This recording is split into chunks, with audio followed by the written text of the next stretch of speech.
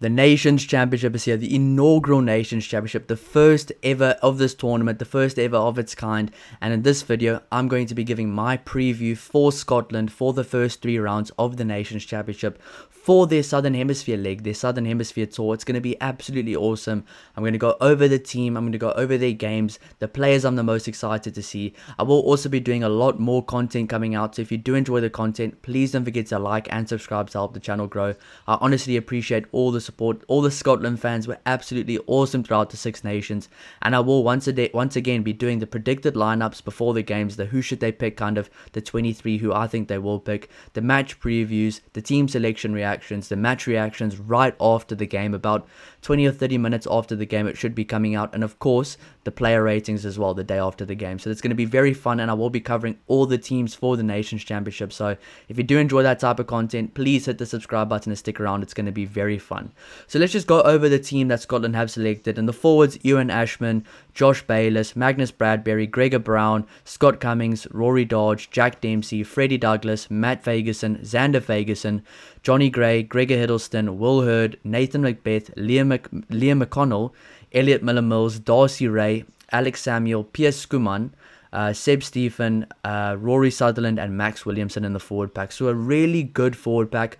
That forward pack just screams experience to me. There's not that many new guys there, not that many inexperienced guys, not that many uncapped guys. If there even is any uncapped guys, I'm not too sure. But all those guys there know how to get the job done. Remember, this Scotland team thrashed England, thrashed France as well in Scotland, but it's going to be a different beast for them, trying to go to a very hostile Argentina, and then the next week going to play the world champs, the Springboks, in their back garden. So for me, looking at it as a neutral, I'm very excited for this tour for Scotland, and I think this forward pack is going to be very well tested, but I think they have the right weapons in this forward pack to get some really good results out there. I really do. I mean, Josh Bayliss has been awesome for Bath.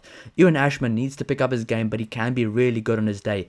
Magnus Bradbury as well, a phenomenal player. Scott Cummings, one of those key guys in the engine room. Rory Dodge, one of the best guys for Glasgow this year. Matt Fagerson, another guy. He's come through, and I think he's an absolute 100% starter for this team any given day. So there's a lot of good players here, and of course you can't forget other guys as well. Johnny Gray's been there before, he's done that before. Jack Dempsey, on his day, I mean, in the Six Nations he was the best forward that they had for a long period of time as well. So a lot of good forwards in this forward pack, and I think they can get a job done against Argentina, but it's going to be a big, honestly a massive challenge against the Springboks as well. But we'll get more into that once we go over the games. Looking at the back line, Scotland have gone for Fergus Burke, Jamie Dobie, Darcy Graham, George Horn, Rory Hutchinson, Tom Jordan, Stafford McDowell, Kyle Rowe, Finn Russell, Ollie Smith, Kyle Steyn, Sione Tuipulotu as captain, Duan van der Merwe, and of course Ben White. So a really good backline there for Scotland, but we know Scotland's got good backline players. They got one of the best backlines in the world. A name that's not there though, Hugh Jones, is going to be a big name missing for the squad. He's had a phenomenal centre combination with Sione Tuipulotu, and he was really good in the Six Nations. He's a British and Irish Lion as well.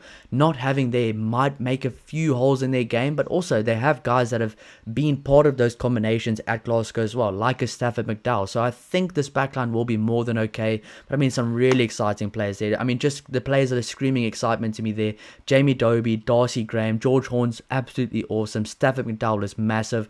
Kyle Rowe's been awesome. Finn Russell, of course, the Messi of rugby.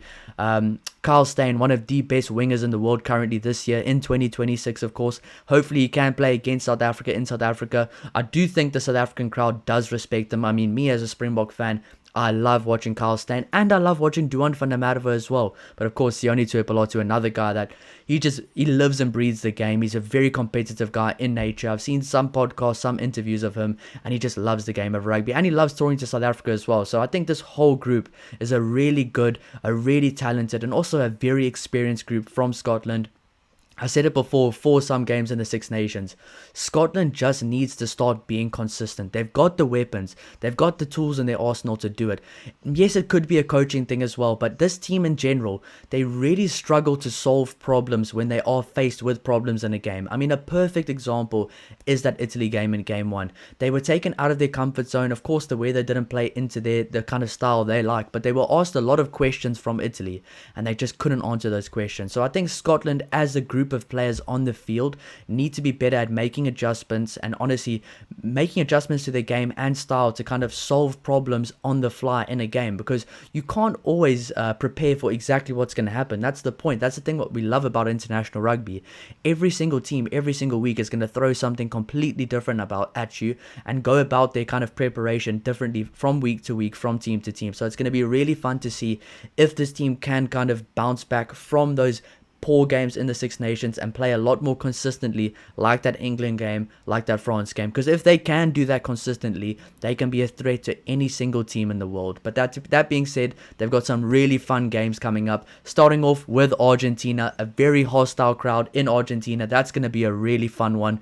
A bruising battle in the forward pack. I mean, I've seen that Argentina forward pack. You've got guys like Marcos Crema, Pablo Matera, Montoya as well. Some phenomenal players in that forward pack. Then you go to the back line. You've got guys like Albanos. You've got guys like Santi Carreras. You've got some really Chocobares as well. I mean, the back line is full of talent as well. So I really think that opening game against Argentina is going to be a very spicy one. It's going to be an awesome game of rugby to watch. And I think that'll be a really big test for the Scotland team that normally isn't a good team away from home. Probably on this tour, they're going to two of the most hostile places you can play away from home. First of all, Argentina. They'll be lucky if there is 2 people supporting Scotland in the crowd there. They'll be lucky if there's 2 people supporting Scotland in the crowd. I'm not sure where they are playing, but if they are playing at the venue, I think it's Buenos Aires, with all the fences around it. It even feels like they caged in to keep the fans away. I mean, it doesn't get better than that. It really doesn't. That's why I'm so excited for that game. Then the next week, I'm not sure exactly where they are playing in South Africa, but that being said, anywhere in South Africa, they are going to be under the pump from the fans. The hostile atmosphere, they cannot let it get to them. And that South African team, with the backing of that crowd, with that home crowd, is going to be a really difficult task for them.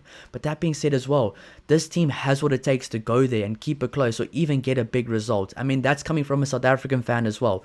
By no means do I think that Scotland game against South Africa is going to be an easy walkover for South Africa. This Scotland team is a different team than it was last year, and this Scotland team is getting better from game to game.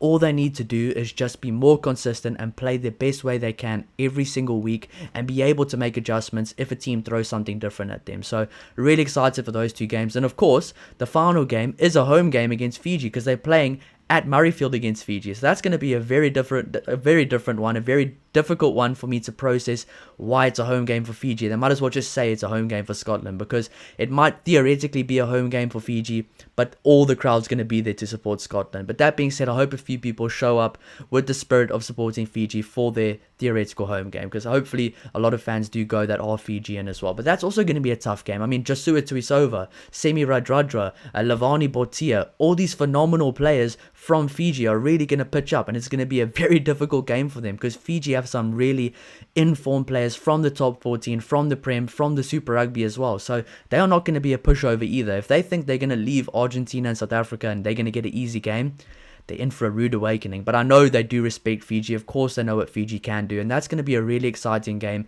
I think this group, they probably might try out a few combinations for that Fiji game, which is something I see might happen, because from this group of players, there's not that many inexperienced or guys that haven't played rugby at all. I think from this group, they can kind of maybe mix and match a few combinations for that game to try get a few answers of some guys from a depth perspective. But I think for the Argentina game, for the Springbok game, it's got to be full send. It's got to be absolutely full strength team. That's just how I see it. And I think for that Fiji game, kind of full strength with a few different combinations and a few different guys in, but not a completely different change team. So that's just how I see it. I cannot wait for it. But now it's time for my top 5 players I'm the most excited to see from the Scotland team. And starting off, I have to go with a guy like Jack Dempsey. I think Jack Dempsey at his best is absolutely awesome. I think he can be one of the driving factors for this forward pack. And I think that loose forward trio from Scotland of Rory Dodge, Jack Dempsey and Matt Fagerson can really push this team forward. That being said about Matt Fagerson as well, he's my number 2 guy to watch out for this tour. I think he honestly had a very good Six Nations.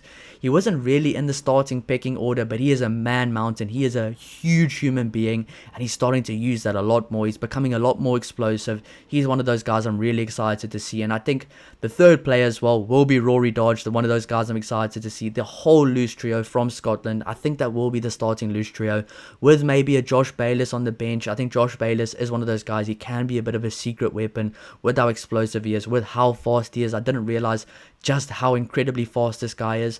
But I think that loose trio of Rory Dodge, Matt Fagerson, and Jack Dempsey, I'm really excited to see how those guys go. I mean, that against Asia Khaleesi, Pieter Steph du Toit, and Jasper Wiese is going to be so fun to watch in South Africa as well. Then in the backline, I've got two guys I'm really excited to see. First of all, Finn Russell.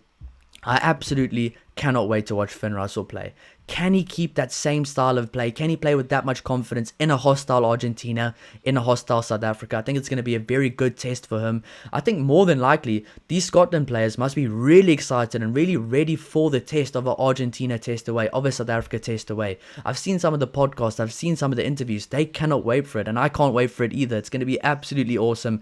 And I think Finn Russell, he's played in South Africa before for the British and Irish Lions series, but now he's playing against a packed out crowd in South Africa. It's going to be absolutely awesome. Then of course the last guy, the second guy from the backline, of course I'm excited to see Sione Tuipulotu, but the second guy I'm the most excited to see from my top 5, Kyle Steyn.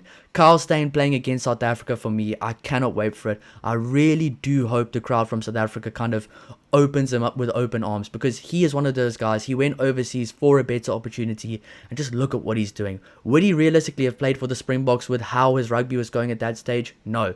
He is now one of the best wingers in the world, and I cannot wait to see him against the Springboks. That's going to be really awesome to see. But I'm so excited for this entire Scotland team. But let me know who you are the most excited to see down below in the comments. Let me know what your predictions are for the game, and pay attention for the notifications if you do want to see the videos coming out.